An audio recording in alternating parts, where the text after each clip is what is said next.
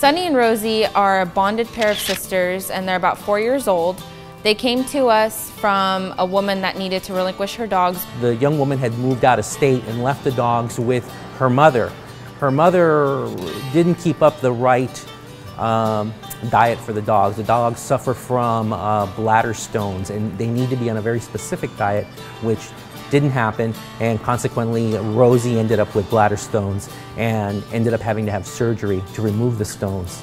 Once the daughter came back from New York and realized what was happening, she decided that probably the best place for the dogs would be at a rescue where we could find it a home that would follow up with the special treatment that the dogs require. Pug Nation of Los Angeles was formed by a bunch of volunteers. People think because they're pure breeds, nobody's going to dump a pug, and it's not true. A lot of it is due to their health issues. You know, because their eyes are exposed, they have special eye problems. Because their faces are squished in, they have breathing problems. It takes a special kind of person to adopt a dog that you know from the get-go has issues, especially because we're saying these dogs have to go out together.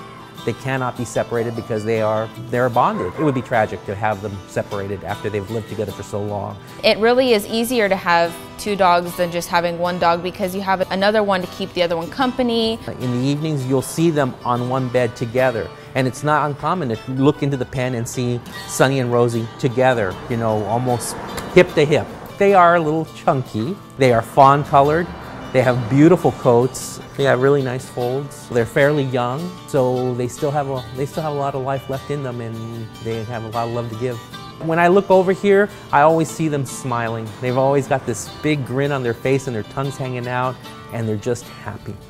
We do not shy away from any animal, regardless of what their health problems are. I mean, we've had dogs here that are paralyzed, you know, that can't move on their own. We have elderly dogs here that we know have going to finish off their lives in this facility. Our mission right now is to get them out of here as fast as possible for their own good. It's a very, very stressful environment, and luckily, you know, we have a great facility. We have someone here 24/7, but it doesn't replace a home life. A good home would be one where they're going to follow the diet that they need to stay on, and then, you know, make sure that they get regular vet visits to make sure that nothing else develops along the way.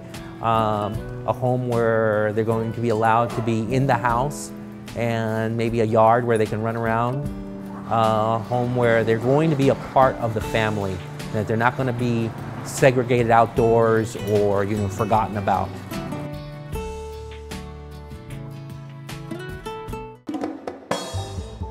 Hi, I'm the host of Ask a Vet. You're watching The Pet Collective Cares. Don't forget to subscribe.